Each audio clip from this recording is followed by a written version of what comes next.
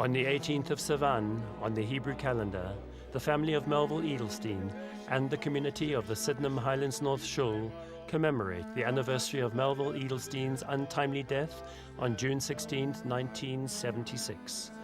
As is customary on this anniversary, the Kaddish prayer is recited, a sanctification of God's name and acknowledgement that even in one's sorrow, God runs the world and works for the good of mankind.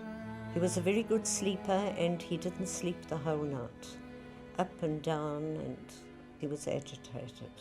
And I asked him what was wrong, and he said nothing really. It's nothing to be concerned about. And I said, no, what's going on? And he said, I think there's going to be big trouble.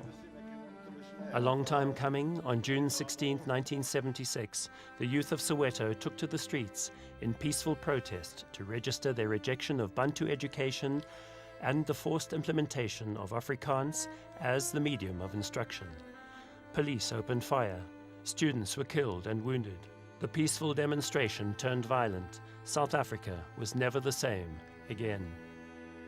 I was at home in Israel. My mother was visiting at the time. The telephone rang.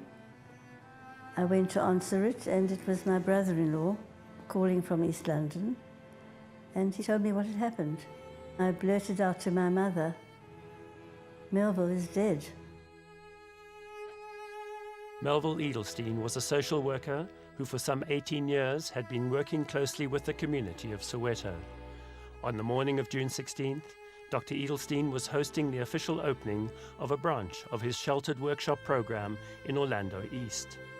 When the news of the protest reached the project, the ceremony was brought to a hurried end as dignitaries and workers were ferried out of the township.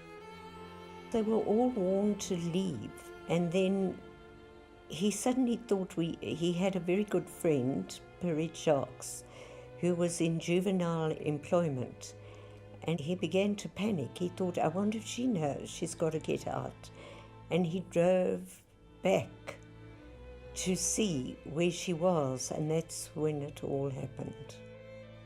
For Melville, it was a fatal decision. I felt partly responsible, although I didn't know that he was coming to my office. But still, that was where he was killed.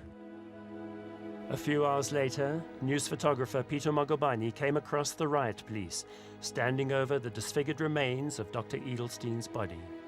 A crude sign lay on top of his body with the words, "Beware, Afrikaans is the most dangerous drug for our future." They would not have killed him if they knew who he was. No, not at all. He was part of the community.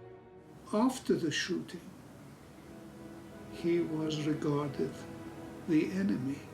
Why? Because it was the white apartheid regime, the white police officers, the white man's gun being turned on against innocent young people.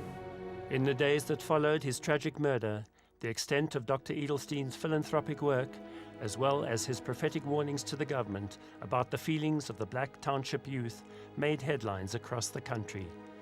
People from all walks of life came to his funeral to pay their respects.